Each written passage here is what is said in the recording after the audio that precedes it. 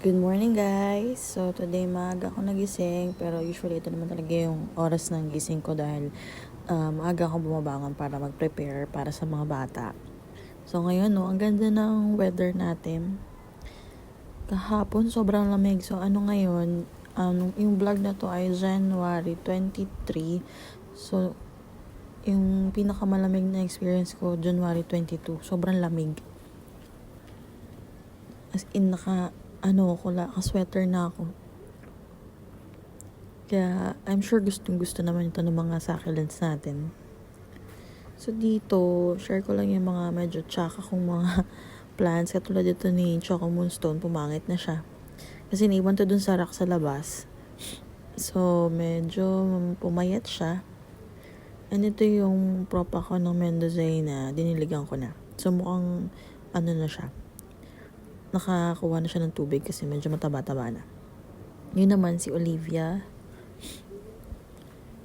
So, hindi pa ako masyado nakakadilig dito.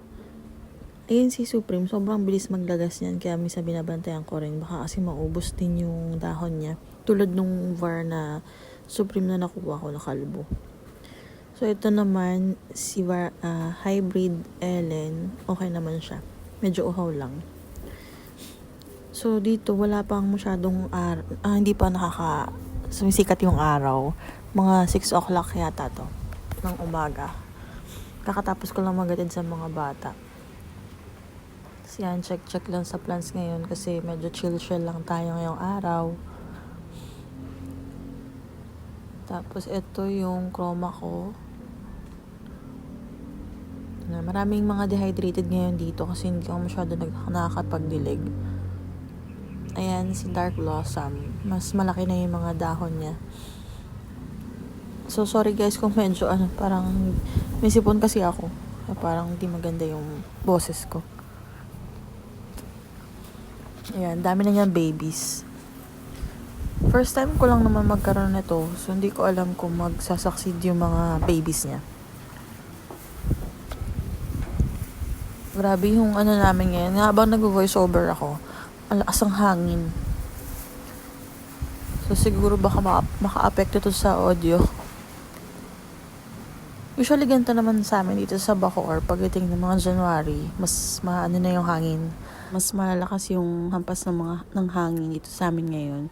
So, mas mabilis matuyo ang mga pots ko. So, dito si Purple Card. Yeah, medyo nagsustretch siya kasi nga yung araw, hindi na rin masyadong matagal dyan. So, gusto niya siguro yung talagang tutok. Pero itong mga Echeveras, okay naman sila. Tapos, ito yung sa kabilang side, kabilang sulok. So, ito yung Supaloides cod, guys. Yan, ang dali niya palang alagaan. Walang arte-arte to. Tinanim ko lang siya dyan. Tapos, nililigan ko after a week. Tapos, yun na, dire-diretso na. Hindi ko pa na-achieve yung red, tips ng dahon niya. Tapos, ito, si RZ. Yan, nadami na siyang babies. Wala naman din tong, arte. Mabilis siyang dumami pala, no? So, siguro mabilis din ito magta-trail. Lang yan, freebie lang yan sa akin, guys. Yan, dumami na lang siya. Tapos dito sa corner na to, dito ko nilagay itong mga purple hearts, string of hearts. Yan, haba na rin siya. Tapos, dyan din makikita nyo, itong cheesecake ko na to. Yan, parang nag-dormant to, tapos naglagas to nung tag-ulan. So yan, ngayon nakaka-recover na siya. Mas gusto niya talaga yung maaraw, tapos mahangin. Tataba na ng dahon niya. Tapos eto pala, kasi diba guys, kung maalala niyo, meron akong white one. Ngayon yung white one na yun, hindi ko pa siya natatanim, nagka-stem rot na. Kasi nga, umulan kasi na medyo nabasa sila dun sa pwesto nila. So, yung mga baby, sinalba ko na lang. Yan, tsaka yung mga dahon. Yan, nilipat ko dyan. Sinagyan ko ng mga bato nga kasi yung ibon dito may hilig magkalkal. Sa ngayon, wala naman nagkakalkal. Pero pagdating ng mga nito, yung parang mating season nila, Doon mapapansin ko yung pag mga during summer yan. Tapos dyan, tinanim ko yung ibang yung pinropa ko na donkey stallion. Mas ito sa gundang gitna, ayan si Mule. Tapos ito yung avocado cream ko na mukala ko mamamatay na. So, buhay pa naman siya. Kaya iniripat ko siya dyan. Yung kasabay nito, nakaboila na, malaki na. Tapos ito yung isang agaboids na naglalaga siya ngayon, guys. Ay, hindi naman siya naglalaga. Mabilis niyang yung dahon niya, makonsume. Parang kinakain niya yung tubig sa dahon niya ngayon. Hindi ko alam kung kulang ko sa dilig. Kasi nga dito whole day ang araw dun sa pwesto niya. Tapos yung hakuho, sobrang payat. So, yun nga, plano ko, paulanan ko na lang to pagka rainy season na. Tapos ayan, ang ganda ni Orange Lover. Yan. Sa unang si Orange Lover, mabilis ma-stem rot pag summer. Pero pag sable na, okay na siya. Ito guys, baka alam nyo itong ID nito. Yan, lumiit na yung niya, yung variegated niya. Nakailang nakailang palit na ng muka. Kasi lagi nawawalan ng pinaka-crown. Tapos may tutubo. Kaya ganyan na itsura niya. Tapos ito si Amoy na mahilig sa araw. Kasi makapal ang farina niya. Yan, mga purples ko, medyo hindi mataba tignan. Tapos dito sa may sulok ulit, ayan si Crimson. Mahilig talaga sa araw mga Echeverias, napakaganda nila. Tapos ito, hindi ko rin to alam ID nito guys. Dati siya nag-yellow, di ba? Ngayon parang grayish na siya. Papunta na yata siya sa pink. Yan. Taba siya pero humaba na lang siya, tsaka lumiit yung dahon niya. And si Snow Peach na mahaba na siya, masyado ng yung paso niya. Maliit lang to guys yung nakuha ko. Para pag lumalaki, pag gusto kong lumaki, binibilad ko siya sa pinapaulanan ko siya. Yan, kaya siya nagkaganyan kasi nababad sa ulan yan nung rainy season. Tapos ito nga yung donkey's tail na pinutol ko, tapos ginagay ko na lang dyan. Itong super balm na to, ang nakatanim sa kanya, nasa alnus siya, alnus compost. Tapos yan yung pot na nandun yan sa labas, kung matatandaan nyo. Ngayon, pinasok ko na muna siya. Kasi nga, ayan, nagsistretch siya dun. Kasi wala nang araw dun, guys. Balik na dun. Ang araw, babalik na dun pag summer. Tapos dito mawawala. Ayan. Ito si Mayle, talagang gusto niya rin yung araw. Tapos, mahangin. Meron ako isang pot nito namatay eh. Siguro kasi hindi rin maganda yung season nung nakuha ko siya. Or baka talaga mahina na yung plants to begin with. Ito si Hakuhu. Itong Hakuhu na to, yung isang niya. Kasi dati isang head lang to kinat ko eh. Isang side maliliit. Tapos itong nando sa nakaharap sa araw, malalaki. Tapos ito naman na nasa pot na maliit. Hindi ko alam kung anong ID niya. Nalilito na ako. Pero parang green eyes siya. Kala ko dati Alba Beauty. Ngayon maganda na rin ang forma niya. Yung crown niya, tumataba na yung mga dahon. Tapos dito, yung Tito Buns ko na dati kong pinropa, ngayon, ayan na siya. Mas matibay ito kumpara doon sa pinanggalingan niyang pot. Yan yung mga babies ni Super Balm, malalaki na rin. Itong si Snow Peach, pag grayish na yung kulay niya. Hindi ko na ma-achieve yung medyo nagpipink. Baka during summer na yun. Yung Chloe ko nga na lumiit na. Hanggang ngayon, hindi pa rin siya nakakabawi. Tapos dito sa side na to, halos mga dehydrated yung mga nasa malalaking pot. Tapos yan si Andy. 4 na heads yan. Na mahilig sa araw. Bihira akong digilagan. Ayan si Crispate Beauty. Si Crispate Beauty, yung lumiit na siya. Ganun na lang yung size niya. Pero buhay naman siya. Yan, dito sila Fred Ives, yung mga naglalagas ng dahon. Tapos doon sa kabilang sulok na yan, andyan si, ano nga ba yan? Ayan yung Arun Pay na nalaglag dati. Dati lush na yan eh. Ngayon naputol-putol yung ano niya, mga stem niya. So ngayon nakakabawi na siya. Tapos itong pot na to, yan si White One. Hindi, White Dew. White Dew. Yan.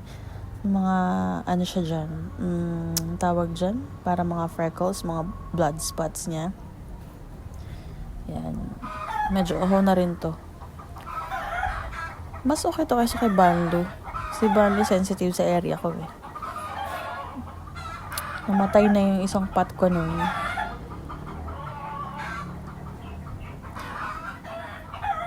So, bala ko nag-order ako ng mga plants. Diba sabi ko, parang gusto ko ng echeveria. So, nag-order ako. Tapos, parang gusto ko ng clavatum. Gusto ko mag-dry. Kaya naman si Fred Ives ko na naputol noon. Tapos, ngayon nakakabawi na siya.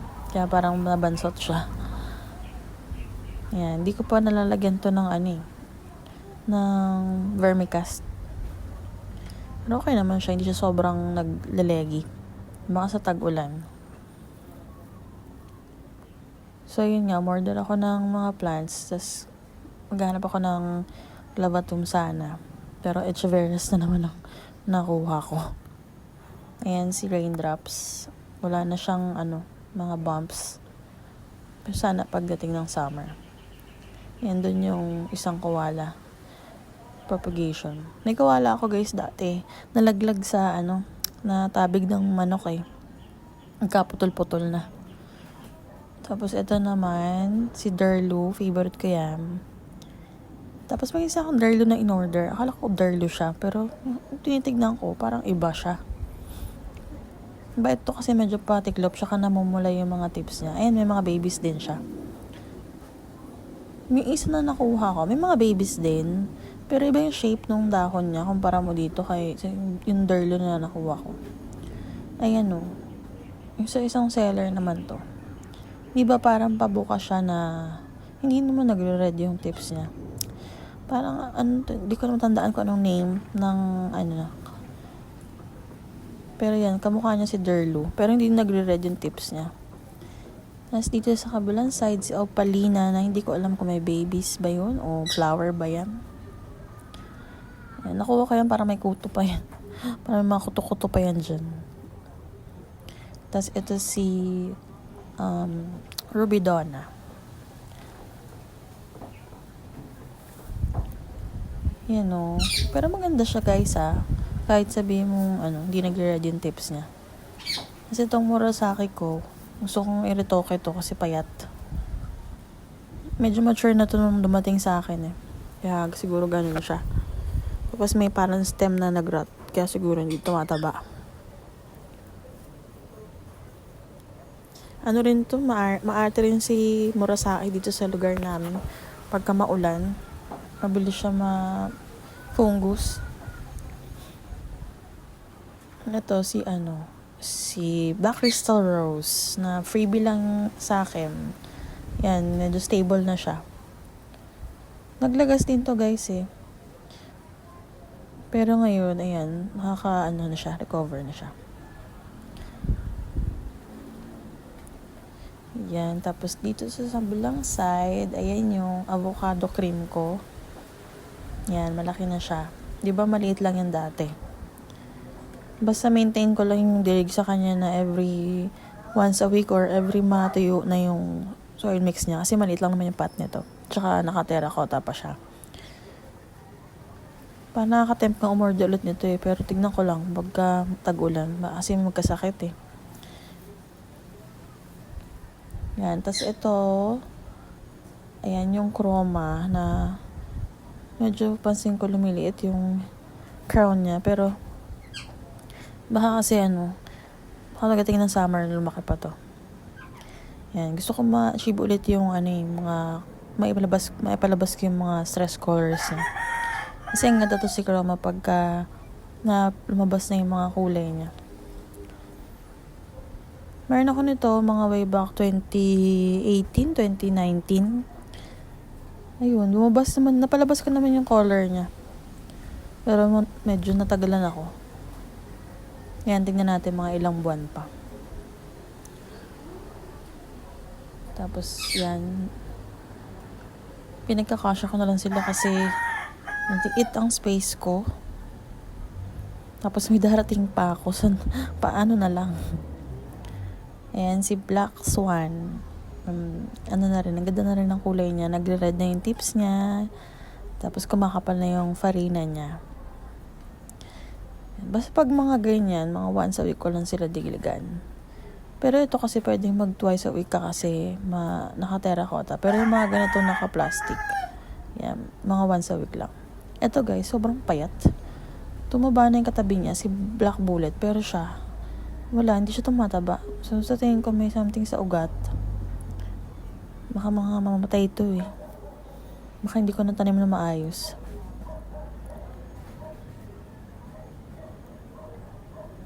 Yan, tapos nakikita niyo yung mga dumi-dumi dyan. Kasi may nakakalkal nga dyan na insekto. Kaya kung maglilinis na naman ako. Tuwing sumisikat yung araw, lalabas sila. Pero pagka yung gloomy, tsaka o kaya maulan, wala yan sila eh. Ngayon, daming kalat nila. Naghuhukay sila dyan, sa mga pasuko. Pag nilagyan ko naman ng stones, hindi nila makakalkal. Kaya lang kasi naubusan na ako. Kaya nihayaan ko na lang sila. Tapos nililinis ko na lang kapag may time ako. Yan, ang ganda nila dito. Lalo na pag sumikat yung araw dyan sa umaga, ang ganda nila titigan. Yan si Macdogali.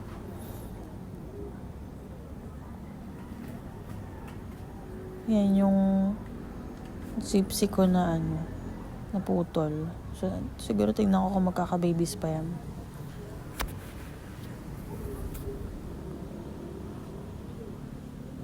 Yan, check lang tayo ng mga plants. Ayan yung Darly Sunshine ko na mature na siya. Ano na to sa akin? Magti 3 years na yata to. Tama ba? So, hindi, parang 2 years. 2 years pa lang. Tapos ito rin, si Claret. Yan. Pag ganitong season, sobrang ganda. Yan, mabilis din ito ma-stem rot. Pero, pag ganitong season, wala silang problema. Yan, si Salmon. Payat na rin. Ano na yung mga dahon. Kasi kahit, ito yung niya, wala yung lupa, yun lang, mga bato. Kalimutan ko yung tawag dun guys, mga ba tawag dun. Yun lang yung soil mix niya. Tapos parang root bound na rin siya.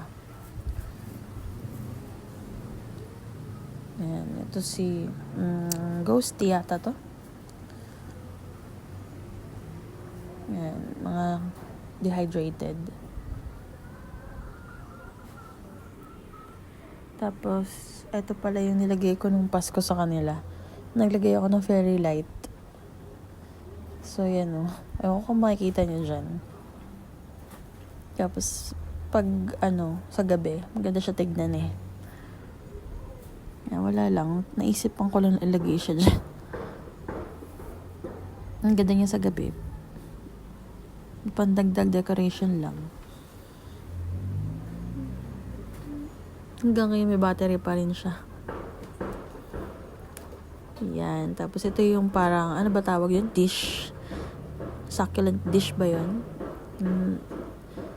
Isang plate ng yan. Ganda niya. Ano lang yung mga cuttings, leaf propa. Nagsama-sama ko na dyan. Tapos ngayon lumaki na sila. Hindi ko alam kung iriripat ko pa yung iba dyan. So baka hayaan ko muna siya. Iba-ibang klase na yan, halo-halo na sila. Tapos yan, si cream tea ko. Ito si Laon na payat eh. Hindi ko alam kung ano nangyayari dyan kay Laon. Ang hirap niya timplahin. Ito, buti pa to si cream tea. Yan. Kung ikukumpara mo si cream tea tsaka kay Crimson, mas mabilis mapa-stable si cream tea. Si Crimson, medyo maana pa yun. Maselan. Yan, ang ganda niya. Laki na rin niya. Maliit lang to nung nakuha ko. So, hindi ko alam kung bibili pa ako kasi parang ang ganda niya paramihin. Yang laon, ewan ko, pero kung may tips kayo guys, share naman. Kasi hindi siya tumataba, or hindi siya nag-grow. Tapos ito guys, napansin ko, si Ivory Tower, di ba sabi ko hindi pa nagre-red yung tips niya. Pero yan ngayon pagising ko, yan, nag-ano na siya, nag-start na mag-red yung tips ng mga niya, dahon niya. Siguro kasi, di ba, malamig na ngayon, sobrang lamig. So, imagine pa natin kung ano pa yung sa sa Benguet. Yan, dehydrated na Rubidona. Di ko alam, baka mamayang gabi magdilig ako. Pag may time.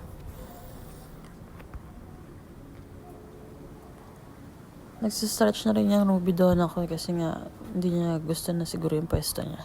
Mas gusto niya yung mas marami siya nare-receive na araw. So, yun lang naman guys, ang update natin ngayon. Gusto ko lang pakita sila during morning, pagkagising. Ganyan sila. So, yan si Tapalpa. So, yun lang guys. Until sa susunod ulit nating vlog. Sana nag-enjoy kayo. And thank you for watching. Please like and subscribe. Thank you. Bye!